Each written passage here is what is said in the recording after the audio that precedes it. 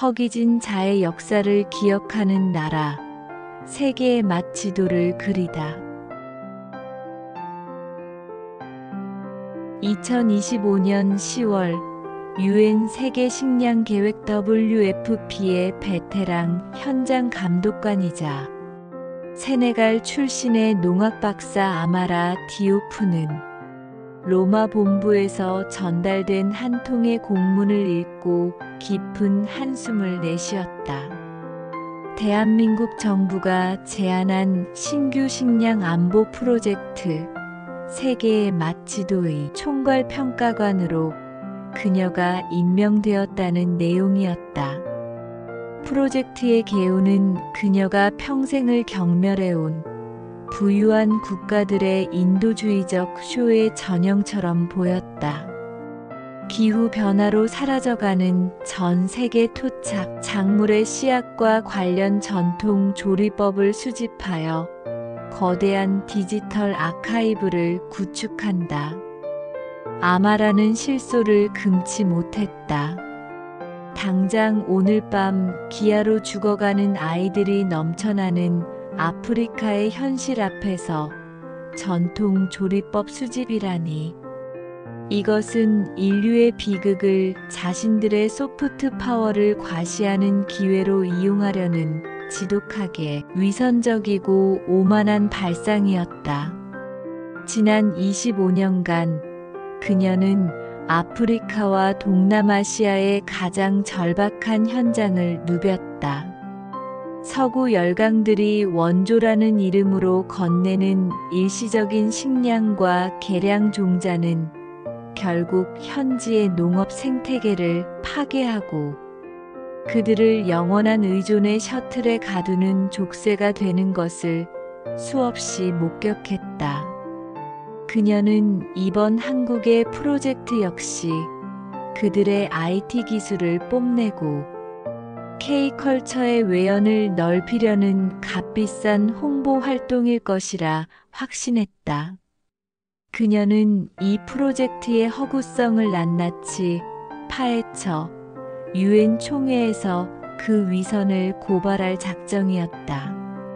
차가운 이성과 날카로운 비판의 칼날을 품고 그녀는 대한민국 서울로 향했다. 서울 외곽에 위치한 세계의 맛 지도 프로젝트 본부에서 아마라를 맞이한 사람은 식물 유전학자인 이진우 박사였다.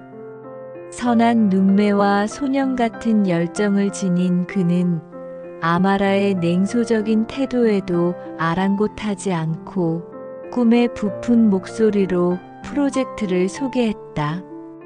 디오프 박사님, 이것은 단순히 씨앗을 모으는 일이 아닙니다.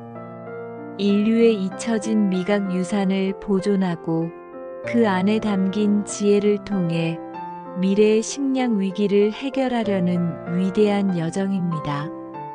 아마라는 그의 말을 정중하게 끊고 핵심을 찔렀다. 이 박사님, 저는 이상주의자가 아닙니다. 현실주의자죠.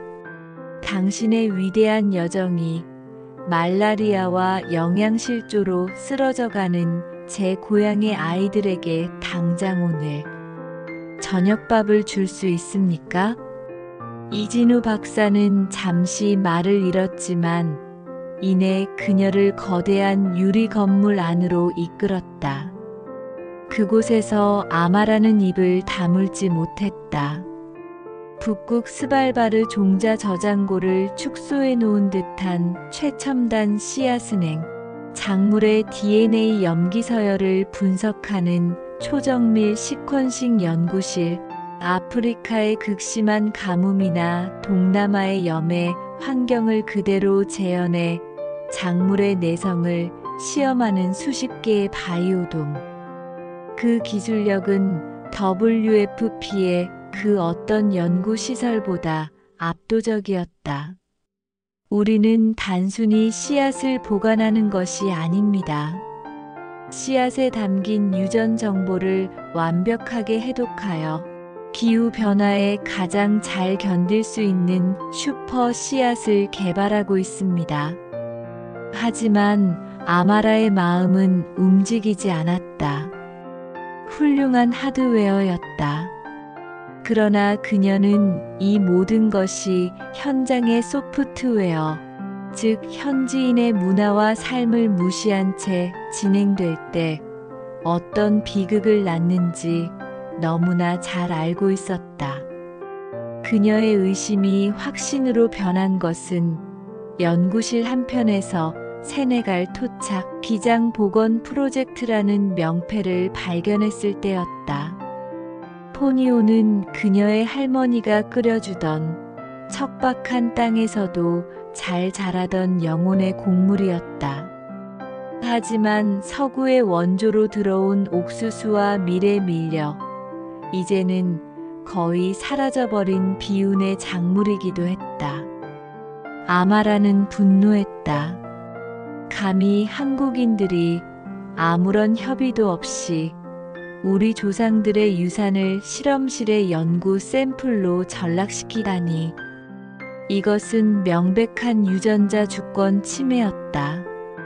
이 박사님, 당신들은 지금 도둑질을 하고 있는 겁니다. 아마라의 싸늘한 한마디에 연구실의 모든 공기가 얼어붙었다. 아마라의 분노 앞에서 이진우 박사는 변명하지 않았다. 그는 다음 날 그녀를 연구실이 아닌 용산의 국립중앙박물관으로 데려갔다. 그리고 6.25 전쟁 직후의 참상을 보여주는 흑백사진 전시관 앞에 멈춰섰다. 폐허가 된 도시, 모든 것을 잃고 멍하니 앉아있는 사람들, 그리고 미군의 트럭에서 나누어주는 옥수수 가루와 분유를 받기 위해 끝없이 줄을 선 아이들.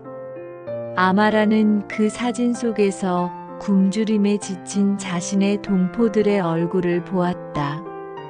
디오프 박사님, 저희는 원조를 받는 나라의 서름을 뼈에 새긴 민족입니다. 저 사진 속 아이들이 바로 저희들의 아버지이자 어머니입니다. 우리는 옥수수 가루가 얼마나 고마운 동시에 얼마나 비참한 것인지를 몸으로 기억하고 있습니다. 그는 이어서 1970년대의 새마을운동 전시관으로 그녀를 이끌었다. 우리도 한번 잘 살아보세라는 구호 아래 허리띠를 졸라매고 맨손으로 논밭을 일구고 보릿고개를 넘기 위해 발버둥 쳤던 사람들의 기록이었다. 우리는 유엔과 전 세계의 원조 덕분에 굶주림에서 벗어났습니다. 그 빚을 잊지 않았습니다. 그래서 우리는 결심했습니다. 언젠가 우리가 힘이 생기면 단순히 물고기를 주는 나라가 아니라 물고기 잡는 법을 함께 고민하는 친구가 되어주자고. 더 나아가 그들이 원래 가지고 있던 낚싯대가 얼마나 훌륭했는지를 함께 되찾아주는 동반자가 되자고 말입니다. 마치도 프로젝트는 바로 그 빚을 갚기 위한 저희의 대답입니다. 우리는 당신들을 돕는 것이 아니라 과거의 우리 자신을 돕는 것입니다. 이진우 박사의 진심 어린 고백에 아마라는 거대한 망치로 머리를 맞은 듯한 충격을 받았다. 그녀는 한국을 그저 운 좋게 부자가 된 아픈 역사를 잊어버린 신흥 강대국쯤으로 여겼다. 하지만 그들은 아니었다. 그들은 자신들의 배고팠던 역사를 잊지 않았고 그것을 부끄러워하지 않았으며 오히려 그것을 가장 큰 자산으로 삼아 세계를 바라보고 있었다. 아마라의 마음속에 단단하게 자리 잡고 있던 불신의 벽에 처음으로 가느다란 균열이 생기기 시작했다. 그녀의 마음을 완전히 무너뜨린 것은 그날 저녁에 열린 김장 체험 행사였다. 수백 명의 사람들이 모여 산더미처럼 쌓인 배추를 절이고 양념을 버무리며 겨울을 준비하는 모습은 하나의 거대한 축제였다. 이진우 박사는 붉은 양념이 묻은 손으로 갓 버무린 김치를 찢어 아마라의 입에 넣어주었다. 맛있죠? 이게 바로 저희가 조리법을 수집하는 이유입니다. 한국인에게 배추는 그저 채소지만 김치는 생존의 지혜이자 공동체의 정신입니다. 배추라는 하드웨어에 김장이라는 소프트웨어가 결합될 때 비로소 혹독한 겨울을 이겨낼 힘이 생기는 거죠. 박사님의 고향에 있는 포니오 씨앗도 마찬가지입니다. 그 씨앗이 어떻게 척박한 땅을 이겨냈는지, 그 안에 어떤 영양과 이야기가 담겨 있는지 그 지혜와 함께 되살려내지 않으면 그저 또 하나의 실패한 계량 종자가 될 뿐입니다.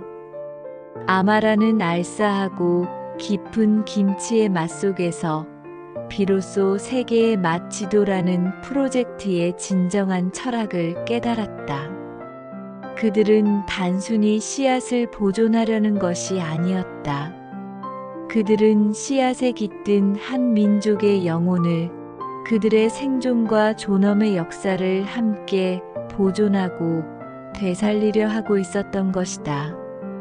며칠 후 연구실에서는 세네갈의 포니오 씨앗으로 만든 전통죽 아차에이CHA의 시식회가 열렸다. 한국의 과학자들은 포니오의 유전자를 분석해 가뭄에 훨씬 더 강한 신품종을 개발해냈고, 동시에 한국에 거주하는 세네갈 출신 요리사들을 초빙해 전통 방식 그대로의 조리법을 완벽하게 복원해냈다. 아마라는 떨리는 손으로 아차 한 숟가락을 입에 넣었다. 어릴 적 할머니의 주름진 손이 끓여주던 바로 그 맛. 잊고 있던 고향의 맛, 위로의 맛이었다. 그녀의 눈에서 뜨거운 눈물이 흘러내렸다. 그들은 그녀의 조국이 잃어버렸던 미래의 씨앗과 과거의 기억을 동시에 되찾아준 것이었다. 6개월 후 아마라는 이진우 박사와 함께 세네갈의 작은 시범 마을로 향했다. 그들의 손에는 가뭄에 강하도록 개량된 포니오 씨앗뿐만이 아니었다. 한국의 농업 기술자들은 현지 농부들과 함께 땀 흘리며 최소한의 물로 최대의 효율을 내는 한국형 점적관계 기술을 전수했다. IT 전문가들은 마을 아이들에게 태블릿 PC를 나누어 주며 맛지도 데이터베이스에 접속해 할머니들의 포니오 조리법을 영상으로 배우고 자신들의 새로운 레시피를 전 세계와 공유하는 법을 가르쳤다. 그들은 일방적으로 무언가를 주는 사람들이 아니었다.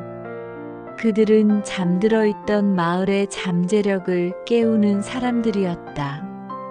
건기가 끝나고 수확의 계절이 되었을 때 기적이 일어났다.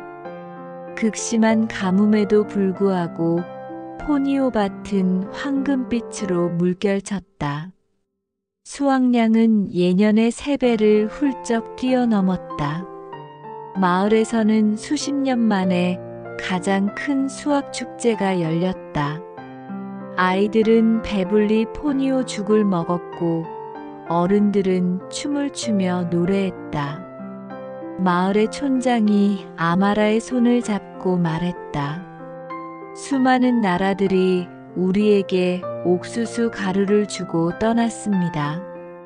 하지만 한국에서 온 친구들은 우리에게 옥수수보다 위대한 것을 주었습니다. 바로 우리 자신에 대한 자부심입니다.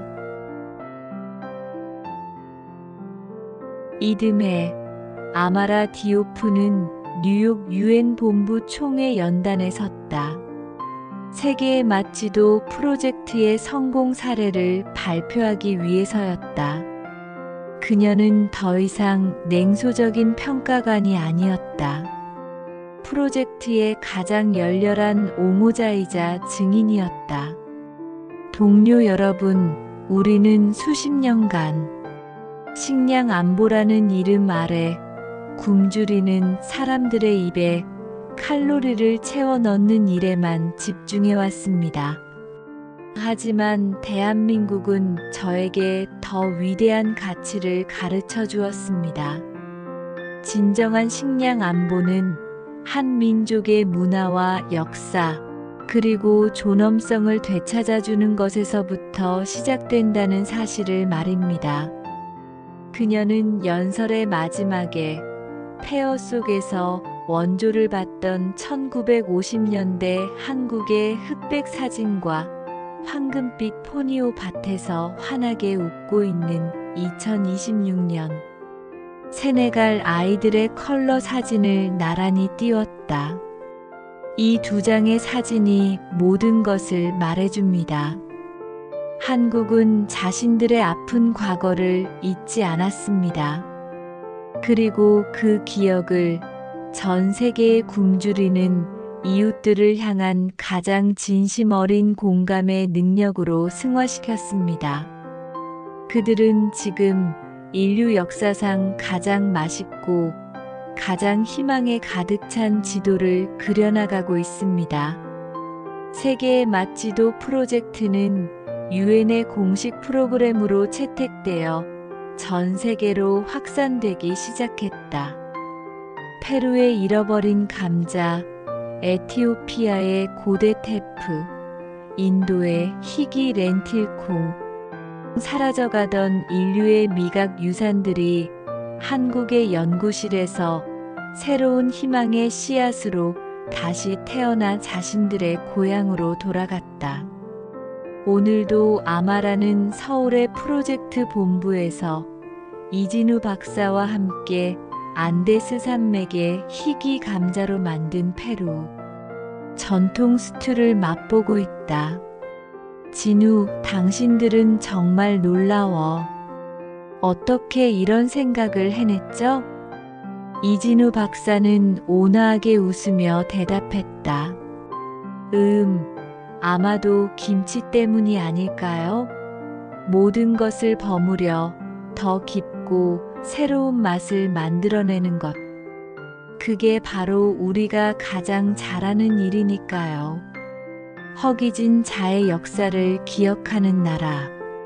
그들이 세계를 향해 내민 손은 단순한 원조가 아니라 함께 미래를 요리하자는 따뜻한 약속이었다.